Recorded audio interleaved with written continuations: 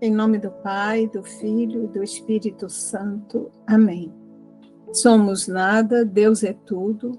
Pai, te amamos.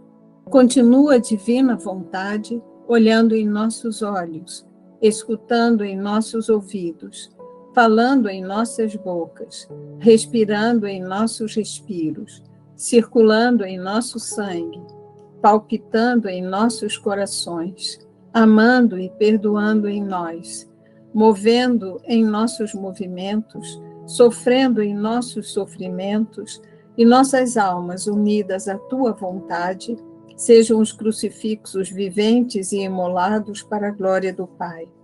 Orando em nós, e depois oferece-te a ti mesmo esta oração como nossa, para satisfazer-te pelas orações de todos e para dar ao Pai a glória que deveriam dar todas as criaturas. Amém.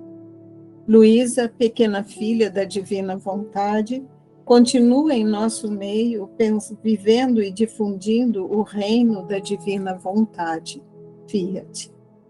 Jesus, creio em teu amor por mim, faço o meu tudo e a todos em tua vontade, porque te amo e quero amar-te, louvar-te, dar-te graças, reparar-te e compensar-te por mim e por todos em tua vontade.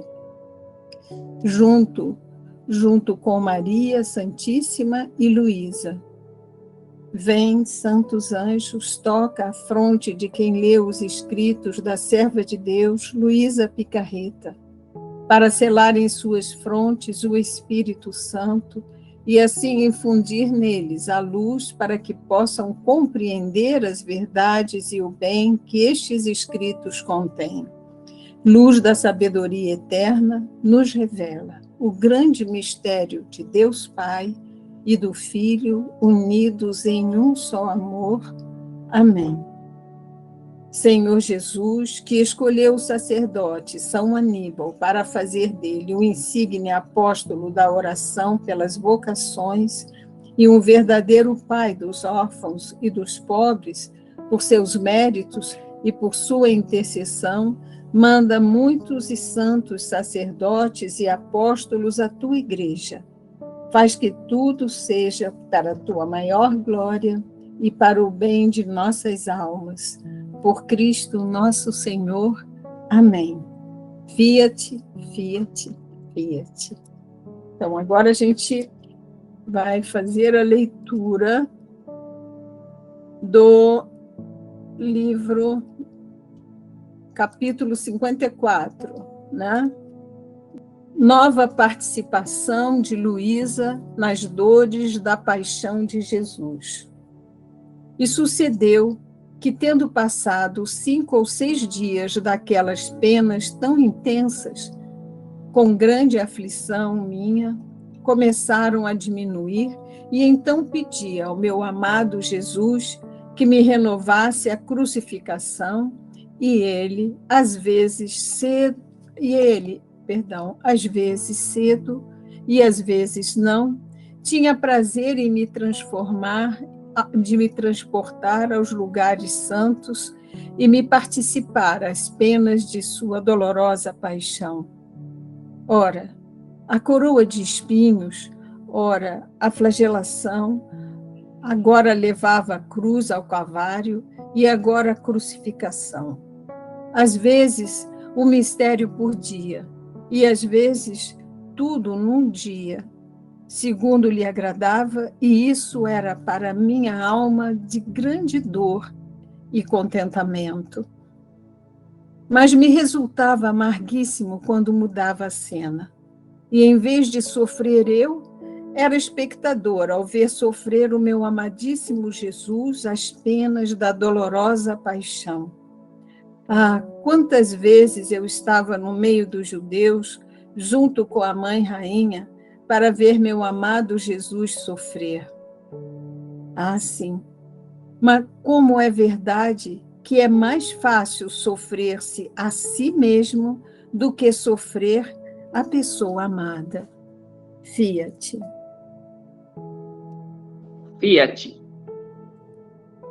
Neste capítulo 54, Jesus nos dá uma nova lição, que o sofrimento com tanta intensidade e dureza não é desejável continuamente, porque a frágil natureza humana, mesmo que o deseje ardentemente como Luísa o deseja, é incapaz de resistir a tanta dor, e a sua intensidade impede Luísa de receber os ensinamentos que Jesus quer lhe dar e absorvê-los adequadamente.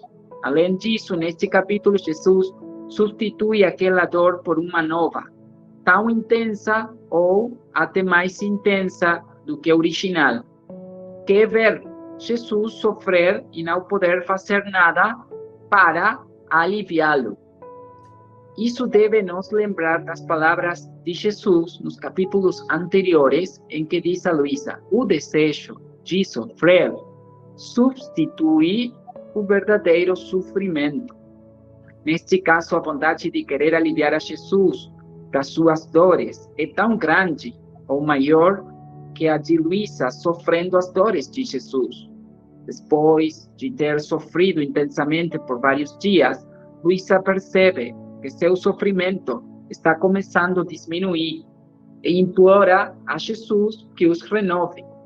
Jesus a agrada, levando-a aos lugares santos de Jerusalém, e mais ou menos Jesus participa de algumas dores, e às vezes até em um único dia toda a sua paixão, o que lhe dá grande dor e contentamento para Luísa.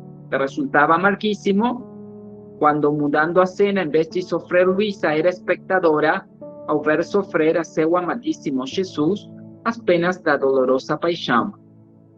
Quantas vezes Luísa estava no meio dos judeus, junto com a mãe rainha, para ver seu amado Jesus sofrer. Luísa conclui: é mais fácil sofrer-se a si mesmo do que ver sofrer a pessoa amada. Jesus é a caridade, como também a fé e a esperança. Luísa tem à disposição certa a verdadeira caridade. No volume 4, 75, Jesus diz: esta é a verdadeira caridade, destruir-se a si mesmo para dar vida aos outros e tomar sobre si os males dos outros e dar-me os bens próprios. O bem próprio que a alma doa é sua vida humana, para ficar em seu nada e repetir a vida toda de Jesus, que é amor divino contínuo em todos os movimentos da alma. Continuamos com o capítulo 55, o juízo da cruz. Outras vezes, renovando meu doce Jesus, estas crucifixões, recordo que me disse: amada minha, a cruz faz distinguir os réprobos dos predestinados. Bem como no dia do juízo, os bons se alegrarão ao ver a cruz. Assim, desde agora, se pode ver se algum se salvará ou se perderá. Se ao apresentar-se a cruz, a alma a abraça, com resignação a leva, com paciência a beija e agradece a mão que a envia. É sinal de que é salvo. Se, ao contrário, ao apresentar-se a cruz irrita-se, despreza e até me ofende, pode-se dizer que é um sinal de que essa alma se encaminha pela via do inferno. Assim farão os réprobos no dia do juízo, que ao ver a cruz se afligirão e blasfemarão. A cruz diz tudo. A cruz é um livro que, sem engano e a claras notas, te diz e te faz distinguir o santo do pecador, o perfeito do imperfeito, o fervoroso do morno. A cruz comunica tal luz à alma que desde agora não se faz distinguir o bom do réu, se não faz conhecer quem deve ser mais ou menos glorioso no céu, quem deve ocupar um posto superior ou um posto menor. Todas as outras virtudes estão humildes e reverentes diante da virtude da cruz. E enxertando-se com ela, recebem maior brilho e esplendor. Quem pode dizer que chamas de desejos ardentes punha em meu coração este falar de Jesus? Sentia-me devorar pela fonte de sofrer, pela fome de sofrer, e ele, para satisfazer minhas ânsias, ou bem, para dizê-lo melhor, o que ele mesmo em mim infundia renovava-me a crucificação. Recordo que, às vezes, depois de renovadas estas crucifixões, me dizia: amada do meu coração, desejo ardentemente não só crucificar-te a alma e comunicar-te as dores da cruz ao corpo, mas desejo selar-te também o corpo com o selo das minhas chagas. E quero ensinar-te a oração para obter esta graça. A oração é esta: eu me apresento diante do trono supremo de Deus, banhada no sangue de Jesus Cristo, pedindo-lhe que, pelo mérito de suas elevadíssimas virtudes e de sua divindade, me conceda a graça de crucificar-me. E eu, apesar de que sempre tive aversão a tudo o que pode aparecer exteriormente, como ainda o tenho, no ato em que Jesus dizia isto, me sentia infundir tal anelo de satisfazer o desejo que ele mesmo expressava, que também me atrevia a dizer a Jesus que me crucificasse na alma e no corpo. E às vezes lhe dizia: esposo santo, coisas exteriores não gostaria. E se alguma vez me atrevo a dizê-lo, é porque tu mesmo me dizes, e também para dar um sinal ao confessor de que és tu quem a operas em mim. De resto, não queria outra coisa, senão que aquelas dores que me fazem sofrer. Quando me renovas a crucificação, fossem permanentes, não queria essa diminuição depois de algum tempo. E só isso me basta. E que da aparência externa, quanto mais o possas manter oculto, tanto mais me contentará. Fiat. Fiat. Jesus, referindo-se novamente aos valores da cruz, nos faz notar que esta será de vital importância no dia do juízo universal, como para distinguir quem é salvo e quem é condenado. E que a partir de agora é possível saber se a pessoa está entre os condenados ou os salvos, dependendo de como reage aos sofrimentos e cruzes, se os aceita com amor ou se, ao contrário, se rebela e quer tirar-os a todo custo, né? Amada minha, a primeira oração, a cruz faz distinguir os réprobos dos predestinados.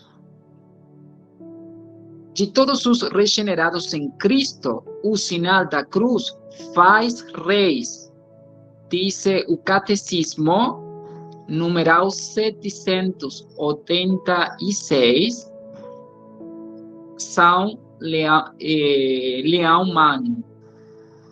O sinal da cruz nos torna reis, porque a cruz crucifica a vontade e a vida humana e, através dela, esvaziando-nos de nós mesmos, Jesus prolonga o seu reinado de vida divina, que são os seus atos divinos, internos e externos contínuos na alma, pensamentos, afetos, palavras, obras.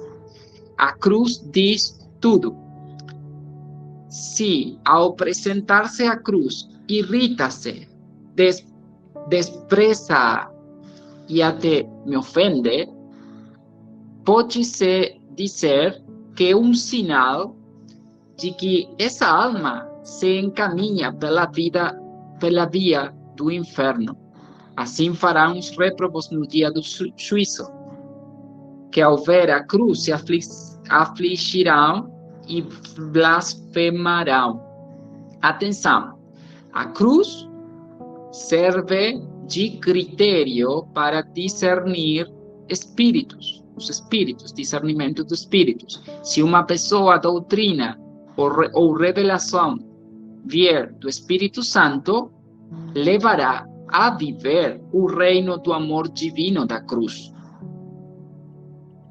A cruz é um livro que, sem engano e as claras notas, te diz e te faz distinguir o santo do pecador, o perfeito do imperfeito, o fervoroso do morno. Também determina maior ou menor glória no céu. Faz conhecer quem deve ser mais ou menos glorioso no céu, quem deve ocupar um posto superior ou um posto menor. São Paulo glorifica a cruz, canta glória à cruz, mas longe esteja de mim gloriar-me, a não ser na cruz de nosso Senhor Jesus Cristo, pela qual o mundo está crucificado para mim, e eu para o mundo. Gálatas 6:14. Este falar de Jesus colocou chamas de desejos ardentes no coração de Luísa e fome de sofrer. Jesus renovou muitas vezes a crucificação e quis não só comunicar a dor da cruz na alma, mas também ao corpo, e selar o corpo com as suas chagas. Por isso, ensina a Luísa uma oração. Eu me apresento diante do trono supremo de Deus, banhada no sangue de Jesus Cristo, pedindo-lhe que, pelo mérito de suas elevadíssimas virtudes e de sua divindade, me conceda a graça de crucificar. Apresentamo-nos perante o trono supremo, sempre revestidos dos atos da paixão interna e externa da humanidade de Jesus. O sangue, por exemplo. E pelos méritos da vida divina, atributos e natureza divina de Jesus, concedei-nos a graça de crucificar-nos nossas bondades humanas, dando morte para nossa vida humana e assim viver fundidos na sua divina bondade. No final do capítulo, Luísa implora a Jesus lhe conceda a crucifixão constante, mas que nenhum sinal externo apareça para que tudo possa ser entre os dois. Esposo Santo, coisas exteriores não gostaria. O sinal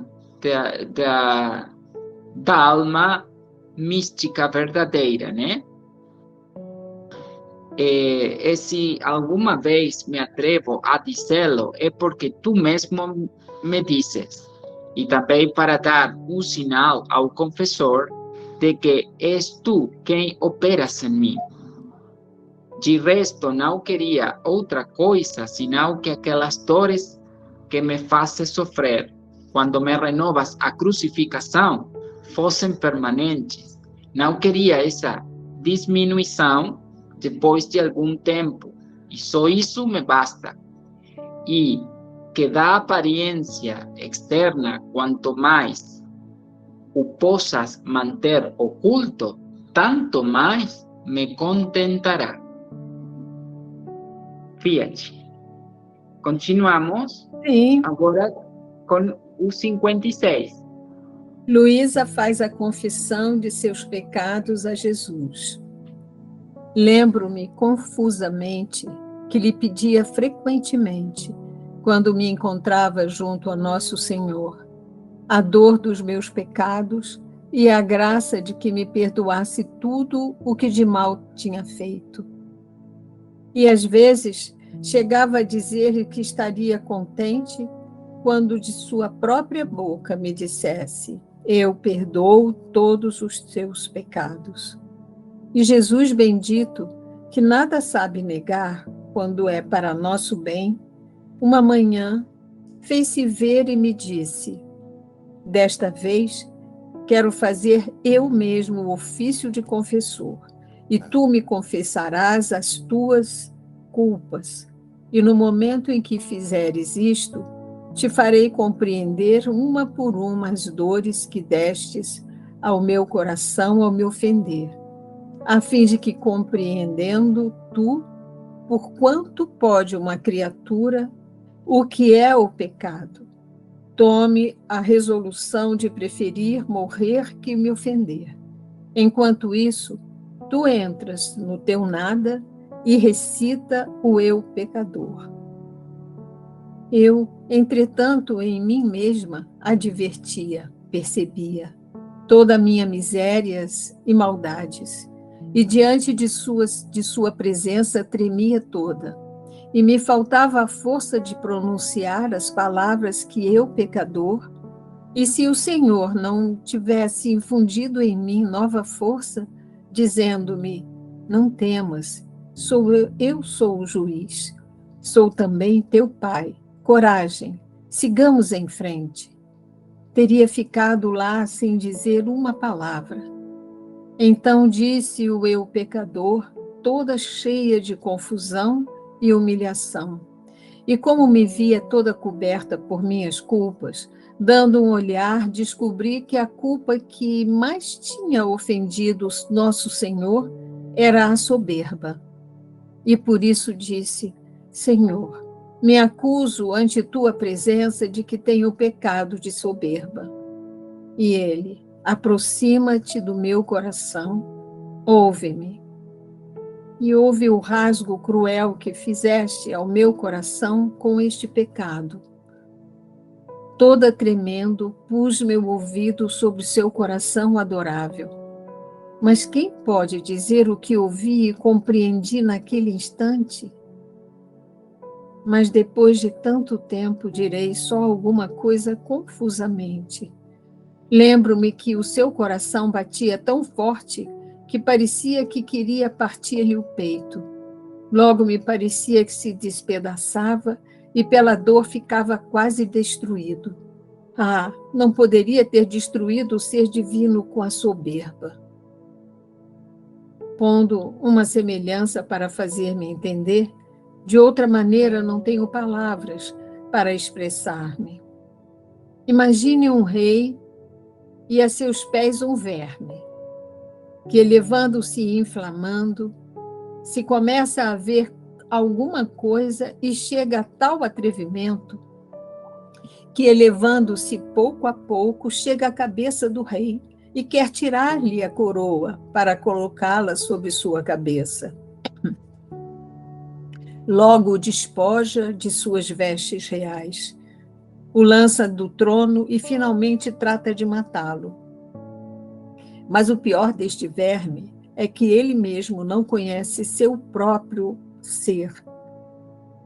Engana-se a si mesmo, pois, para se desfazer dele, só se necessita que o rei o ponha debaixo dos pés e o esmague, e assim terminariam seus dias.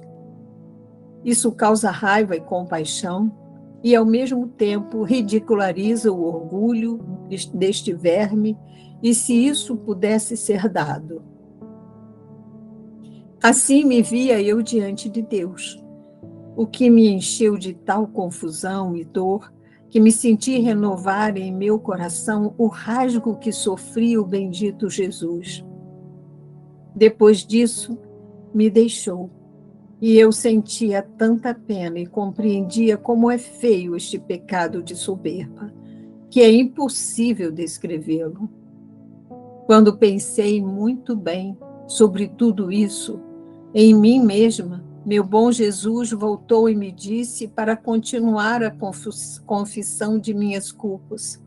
E eu, tremendo, continuei me acusando dos pensamentos, palavras, obras, causas e omissões, E quando via que eu não podia seguir fazendo a confusão pela pena que sentia de havê-lo tanto ofendido, porque tinha uma claridade tão viva diante daquele sol divino, especialmente porque nele descobria a pequenez, a nulidade do meu ser, e ficava assombrada de como eu tinha tido tanta ousadia, de onde tinha tomado essa coragem de ofender a um Deus tão bom, que no mesmo ato em que o ofendia, ele me assistia, me conservava, me alimentava, e se tinha algum rancor comigo, era para o pecado que eu fazia, e que odiava sumamente. Em troca a mim, me amava intensamente, imensamente.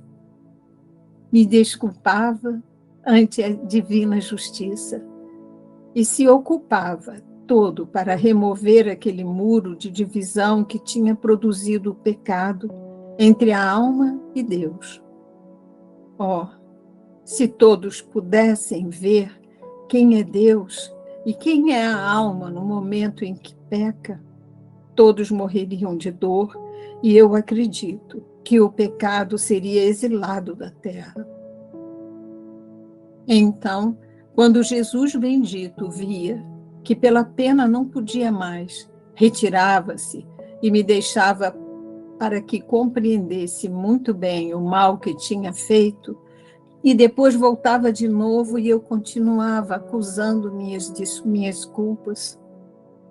Mas quem pode dizer tudo o que compreendi e explicar uma por uma as diversas afrontas e as dores especiais que com as minhas culpas tinha causado a nosso Senhor? Sinto-me quase impossibilitada de me explicar, e também porque não me lembro muito bem. Quando terminei minha acusação, que durou cerca de 7 horas, o amável Jesus tomou o aspecto de Pai amorosíssimo, e como eu me encontrava esgotada de forças pela dor, e muito mais porque via que não era uma dor suficiente para me doer como convinham as minhas culpas. Ele, para me animar, disse-me: eu quero suprir-te e aplico à tua alma o mérito da dor que tive no jardim do Getsêmani. Se isso pode satisfazer a justiça divina. Depois de ter aplicado à minha alma a sua dor, então me pareceu estar disposta a receber a absolvição. Toda humilhada e confusa como estava, e prostrada aos pés do bom Pai Jesus, com os raios que enviava à minha mente, tratava de me estimular principalmente a dor, dizendo: se bem não recordo tudo, grande e supremo foi o mal que fiz a ti. Estas potências minhas e estes sentidos do corpo deviam ter sido tantas línguas para te louvar. Ah, em troca foram como tantas víboras venenosas que te mordiam e procuravam até mesmo te matar. Mas, Pai Santo, perdoa-me. Não queiras me afastar de ti pelo grande mal que cometi pecando. E Jesus, e tu prometes não pecar mais e afastar do teu coração qualquer sombra de mal que possa ofender o teu Criador? E eu, sim, com todo o coração te prometo, mas bem quero 1000 vezes morrer que voltar a pecar. Nunca mais, nunca mais. E Jesus, e eu te perdoo e aplico à tua alma os méritos da minha paixão, e quero lavá-la em meu sangue. E enquanto dizia isso, levantou a sua mão direita abençoada e pronunciou as palavras da absolvição. Exatas as palavras que o sacerdote diz. E no ato em que isto fazia, de sua mão corria um rio de sangue, e minha alma ficava toda inundada por ele. Depois disso me disse: vem, ó filha, vem fazer penitência por teus pecados, beijando minhas feridas. Toda trêmula me levantei e lhe beijei suas sacratíssimas chagas, e depois me disse: minha filha, sê mais atenta e vigilante, porque hoje te dou a graça de não caíres mais no pecado venial voluntário. Depois me fez outras exortações que não recordo bem e desapareceu. Fiat. Fiat. Obrigado, Mariana.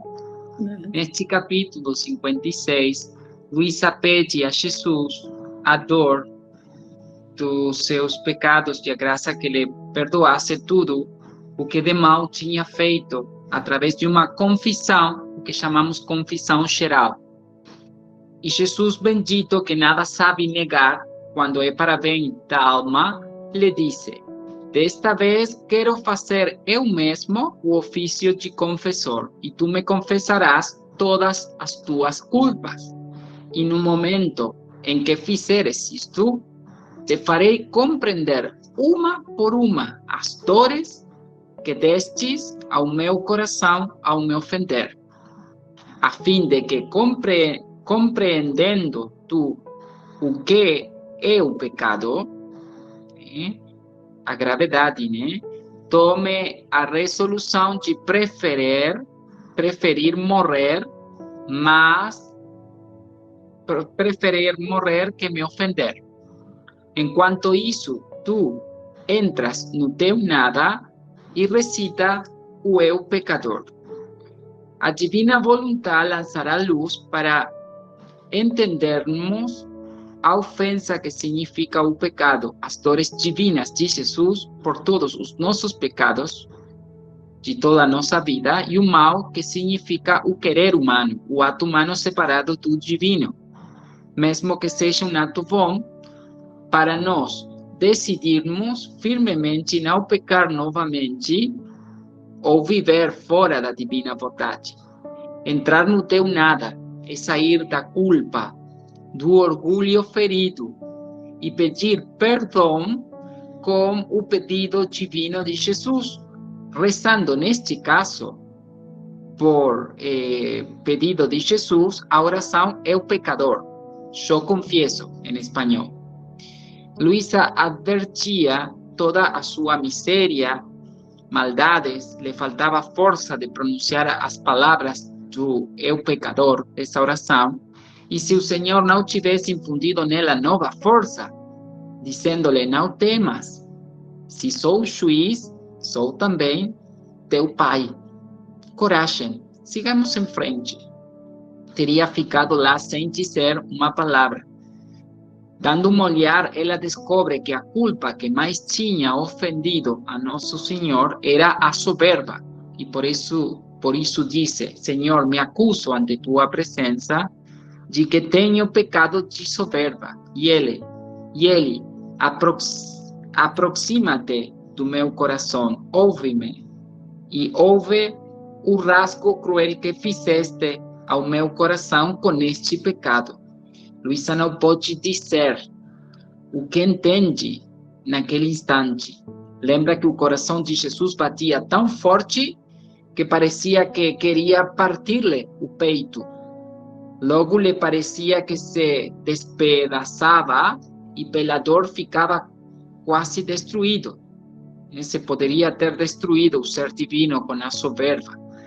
Ela coloca uma semelhança do rei e a seus pés um verme que, levando-se e inflando-se, começa a crer alguma coisa e chega a tal atrevimento que, elevando-se pouco a pouco, chega à cabeça do rei e quer tirar-lhe a coroa para colocá-la sobre sua cabeça. Logo o despoja de suas vestes reais e o lança do trono e finalmente trata de matá-lo. Mas o pior deste verme, continua Luísa, é que ele mesmo não conhece seu próprio ser. Engana-se a si mesmo, pois, para se desfazer dele, só se necessita que o rei o ponha debaixo dos pés e o esmague. Assim, ela estava diante de Deus. Quando Luísa pensou muito bem sobre tudo isso, em si mesma, Jesus voltou à confissão de suas culpas e Luísa continuou se acusando dos pensamentos, palavras, obras, causas também dos pecados na confissão e as omissões. Devemos confessar também as omissões. 1853 do Catecismo, os pecados podem distinguir-se segundo o seu objeto, como todo o ato humano, ou segundo as virtudes a que se opõem, por excesso ou por defeito, ou segundo os mandamentos que violam. Também podem agrupar-se segundo outros critérios, os que dizem respeito a Deus, ao próximo, à própria pessoa do pecador, pecados espirituais e carnais, ou ainda pecados por pensamentos, palavras, obras ou omissões. O que está dizendo aqui Luísa, deixar de fazer algo que se pode ou deve fazer. Por exemplo, eu não vou à missa hoje, domingo, porque estou assistindo partido de futebol com meus amigos. Pecado de omissão. Quando Luísa via que não podia seguir fazendo a confissão pela pena que sentia de havê-lo tanto ofendido, especialmente porque nele descobria a nulidade do ser dela e ficava assombrada de como tinha tido tanta ousadia de ofender a um Deus tão bom que no mesmo ato em ela o ofendia, ele assistia, conservava e alimentava Luísa. E se tinha algum rancor, era para o pecado que Luísa fazia e que odiava sumamente. Deus odeia o pecado, mas não o pecador. Em troca, a ela amava imensamente e desculpava ante a divina justiça. E se ocupava tudo para remover aquele muro de divisão que tinha produzido o pecado entre a alma e Deus. Nós também devemos amar a nossos irmãos pecadores, rejeitar o pecado, reparar e refazer seus atos. Então, quando Jesus bendito via que pela pena Luísa não podia mais, retirava-se e a deixava para que compreendesse muito bem o mal que tinha feito. E depois voltava de novo. Quando acabou sua acusação, que durou cerca de 7 horas, interessante o tempo, como quando nós vamos a um retiro, de vários dias e vamos meditando, sobre nossas culpas e ao final do retiro fazemos uma confissão. É o resultado de todos esses dias de meditação e de pedir perdão por nossos pecados e entender o mal que fizemos. Quando acabou sua acusação, que durou cerca de 7 horas, o amável Jesus tomou o aspecto de pai amorosíssimo. E como ele estava esgotado de forças pela dor, ele, para animá-la, disse-lhe: eu quero suprir-te e aplico à tua alma o mérito da dor que tive no jardim de Getsemani.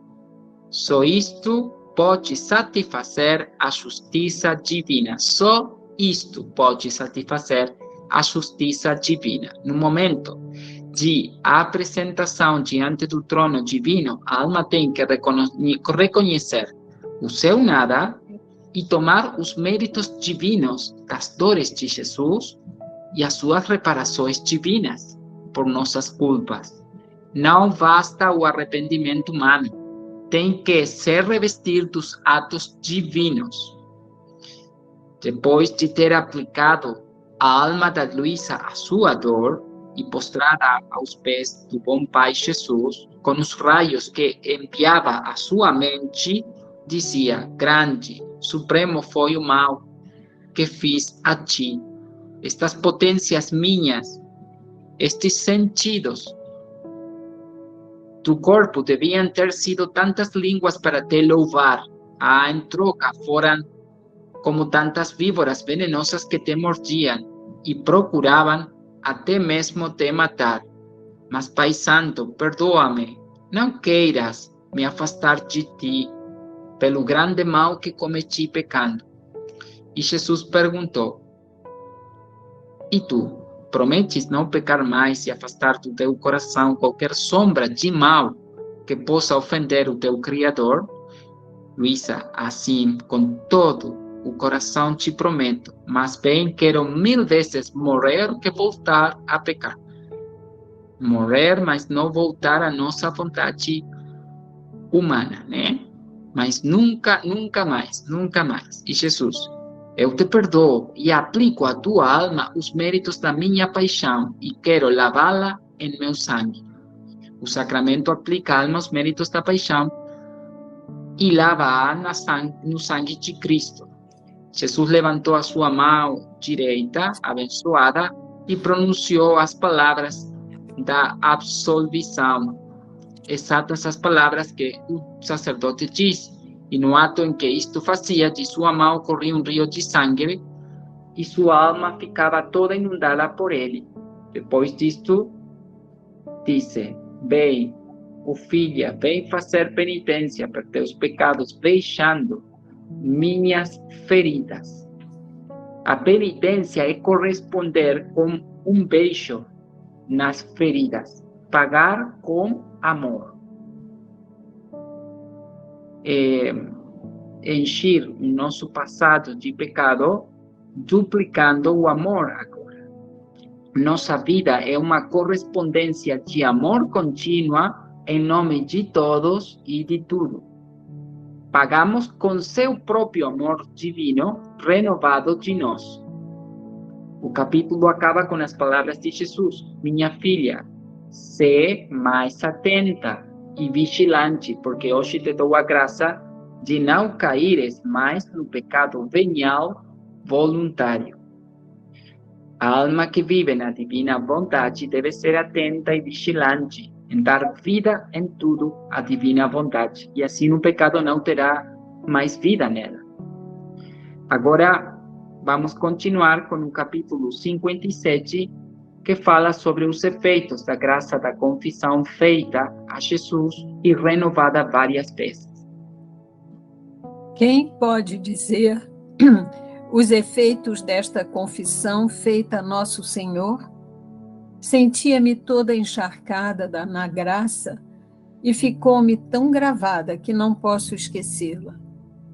E cada vez que me lembro, sinto correr um arrepio nos ossos e, ao mesmo tempo, sinto horror ao pensar qual é a minha correspondência a tantas graças que o Senhor me fez. Outras vezes, o Senhor se dignou a dar-me Ele mesmo a absolvição, às vezes tomando o aspecto de sacerdote, e eu me confessava como se o fosse. E se bem que sentia efeitos diferentes, e depois de terminada se fazia saber que era Jesus. Às vezes, abertamente vinha fazendo-se conhecer que era Jesus, mas também algumas vezes tomava o aspecto de confessor, tanto que eu acreditava que falava com o confessor e lhe dizia todos os meus temores, minhas dúvidas, mas pelo modo de responder-me, pela suavidade da voz, entrelaçada agora com a voz do confessor e agora como a de Jesus. Por seu trato amável e pelos efeitos internos, descobria eu quem era. Se eu quisesse, dizia tudo sobre essas coisas, me estenderia muito. Por isso, termino e ponho ponto. Fiat. Fiat, obrigado. Entre os efeitos desta confissão feita a Jesus, Luísa nomeia: sentia-me toda encharcada na graça. E ficou-me tão gravada que não podia esquecê-la. E cada vez que lembra, sentiu correr um arrepio nos ossos. e, ao mesmo tempo, horror ao pensar sua correspondência a tantas graças que o Senhor lhe fez. Esta confissão foi útil para dar-lhe fortaleza no estado de vítima, disponibilizar para viver bem a sua divina bondade e propiciar o dom da divina bondade, para o qual são necessárias as mais altas graças divinas de uma enorme atividade, porque sendo nada, ela deve pegar o todo de Deus e depois usar, suar e trabalhar para transfundi-lo nos outros. Outras vezes, o Senhor se dignou dar-lhe Ele mesmo a absolvição, às vezes tomando o aspecto do sacerdote e depois de terminada se fazia saber que era Jesus. Às vezes, abertamente, vinha fazendo-se conhecer que era Jesus. Também, algumas vezes, tomava o aspecto do confessor, tanto que Luís acreditava que falava com o confessor e lhe dizia todos seus temores, suas dúvidas. Mas pelo modo de responder-lhe, pela suavidade da voz, por seu trato amável e pelos efeitos internos, descobria que era Jesus. Neste capítulo, percebemos o poder dado ao sacerdote para perdão dos nossos pecados e que ele quer, vejamos ou não, é o próprio Jesus que sempre nos confessa. E agora culminamos com o capítulo 58, que é o fim da narração. Nova guerra entre Itália e África. Recordo que houve uma segunda guerra entre a África e a Itália. E o bendito Jesus, um dia, cerca de 9 meses antes, me transportou para fora de mim mesma e me fez ver um caminho muito longo, cheio de cadáveres imersos no sangue, que a rios inundava esse caminho. Dava horror ver esses cadáveres expostos ao ar, dava-me horror ver esses cadáveres expostos ao ar livre, sem nem sequer ter quem os sepultasse. Eu, toda assustada, disse a Nosso Senhor: que é isto? E ele: no próximo ano haverá guerra. Servem-se da carne para me ofender. E eu, sobre sua carne, quero fazer a minha justa vingança. Ele disse outras coisas, mas já passou tanto tempo que eu não me lembro. Agora, aconteceu que, passado esse período de tempo, começou a se ouvir que entre Itália e a África haveria guerra. Eu rogava ao bom Jesus que me livrasse muitas vítimas e que tivesse piedade de tantas almas que iam ao inferno. Uma manhã, como o habitual, me transportou fora de mim mesma e via que quase todas as pessoas estavam convencidas de que devia vencer a Itália. Me pareceu encontrar-me em Roma e vi os deputados que tinham conselhos sobre o modo como deviam conduzir a guerra para estarem seguros de fazer vencer a Itália. Estavam tão inchados de si mesmos que davam piedade. Mas o que mais me impressionou foi ver que esses dias quase todos eram maçons, almas vendidas ao demônio. Que tristes tempos! Parecia que propriamente estabelecia o reino satânico e que sua confiança, em vez de colocá-la em Deus, a punham no demônio. Agora, enquanto estava deliberando, meu bendito Jesus me disse: vamos ouvir o que dizem. Então, me pareceu entrar em seu círculo, junto com Jesus. Jesus caminhou no meio e derramava lágrimas sobre o seu miserável estado. Quando terminaram de deliberar sobre o modo como deviam fazer, vangloriando-se de estar seguros da vitória, Jesus se dirigiu a eles e lhes disse, ameaçando-os: confiais em vós mesmos e por isso vos humilharei. Desta vez a Itália será derrotada. Fiat. Fiat. Muito obrigado, Eliane. Neste Nada. capítulo, Luisa nos conta sobre uma guerra entre Itália e a África. Qual dos muitos eventos o que deve ter ocorrido nesses anos da sua infância e juventude. Ela se lembra mais vividamente, enquanto vamos para narrar agora. Foi a Batalha de Adowa, aconteceu no ano 1896, quando as tropas etíopes derrotaram as forças italianas. Segundo Luisa, o espetáculo era de arrepiar, ver um campo coberto de cadáveres em descomposição, sendo comidos, podemos pensar, por animais carnívoros, porque ninguém se importava em enterrá-los, que é uma obra de misericórdia. Luisa quer saber o que Jesus quer comunicar-lhe, ensinando-lhe tudo isto, e diz-lhe: no próximo ano haverá guerra. Servem-se da carne para me ofender, e eu, sobre a sua carne, quero fazer a minha justa vingança.